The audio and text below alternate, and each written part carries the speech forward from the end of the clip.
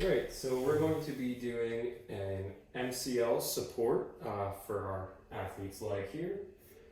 So when we get started, I'm going to have my athlete in a flexed position, as well as to make sure they're not in a varus or valgus. I'm going to make sure that their hips are squared up to me before I begin my tape job. And I'm going to ask my athlete some questions, make sure that they either have or haven't been taped before, and checking if they have an allergy to products inside of the tape. And as we get started, I'm going to apply heel and lace pads to the popliteal fossa, just on the posterior side of the knee here. All right.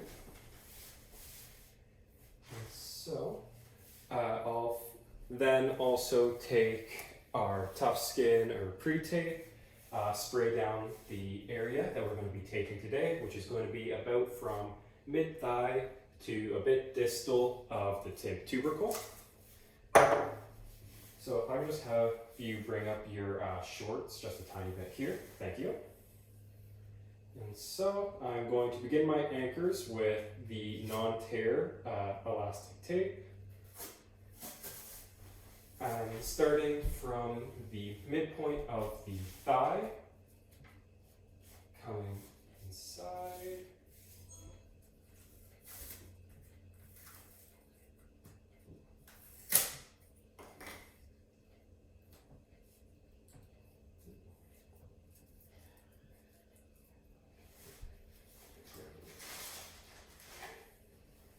I'm going to anchor it off with a second one, just because I don't quite have enough material on our first wrap there.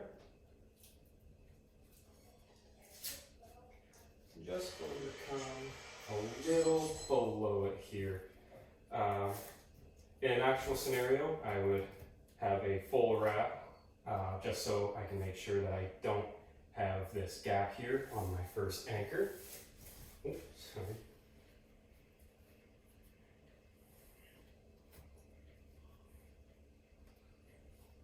Getting any wrinkles out just so it doesn't cause any disturbance for my athlete here.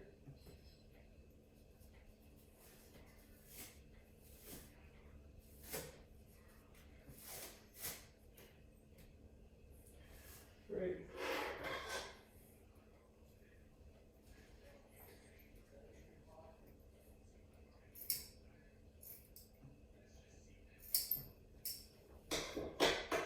Scissors, and then heat mold our first anchor down, palpate for tib tubercle, and I'm just going to go a little bit below it here.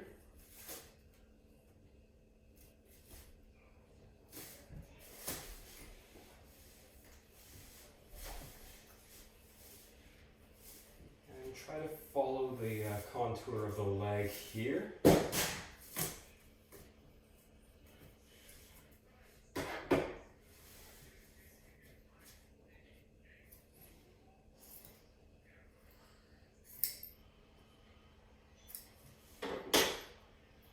Heat mold this down.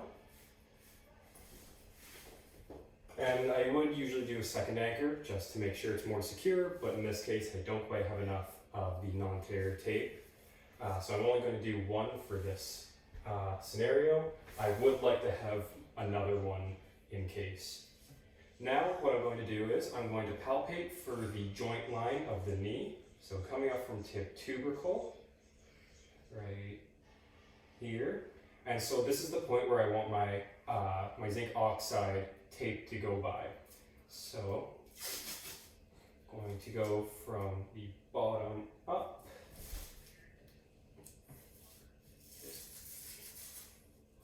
Making sure that I have, I was doing MCL, not LCL, my bad. So again, go and palpate for the joint line. Right here, so this is the point that I want my tape to come by.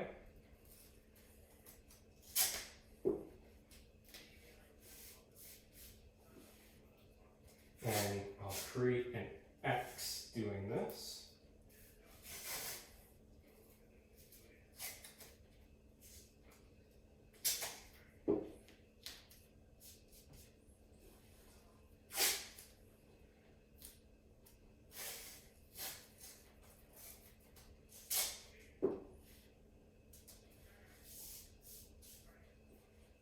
I'll do about 3 of the zinc oxide straps going each direction, and then checking out if there's any windows that I need to cover.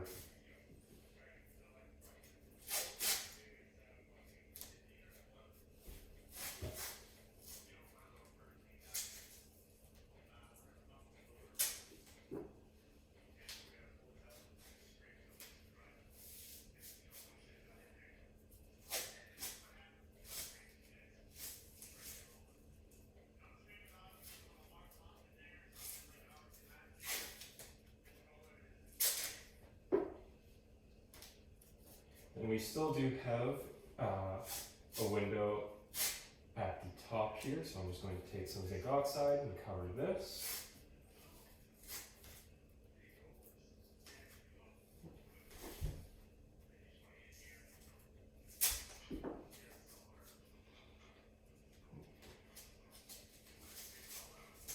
Back here.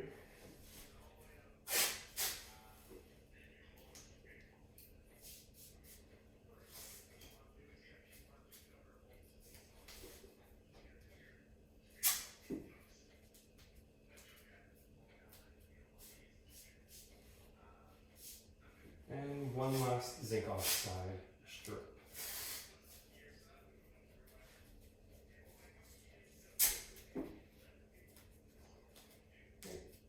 And now that we have exposed tape here, depending on which sport my athlete would be playing, an opposing athlete may be able to come by and stick their finger under the tape job. So in this case, what I would do is I would take an elastic tape and wrap it around just to secure it and make sure that no one can reach under. Instead of using Hypafix, I'm just going to take a tensor bandage just to conserve material. So I'll be coming from medial to lateral. Dog ear this. And as I do this, I want to make sure that I leave the knee open, just so my athlete has proper range of motion in the area. And so then, come and I would anchor it off and take PMS of my athlete, make sure that the tape's not too tight, as well it resists whatever force that my athlete puts on it.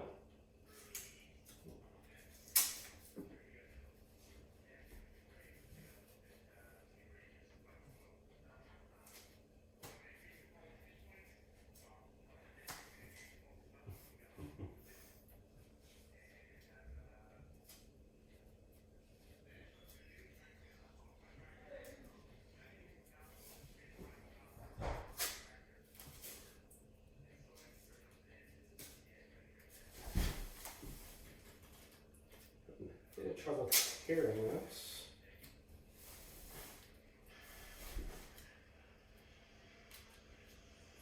And then securing it down. And this just makes it so, like I mentioned, it's less likely that other athlete will be able to tear it off. Then here, I would just have my athlete do some functional tests, make sure that they're able to compete in this wrap, making sure that it's not inhibiting their range of motion too much, as well as they're able to do their sport-specific tests.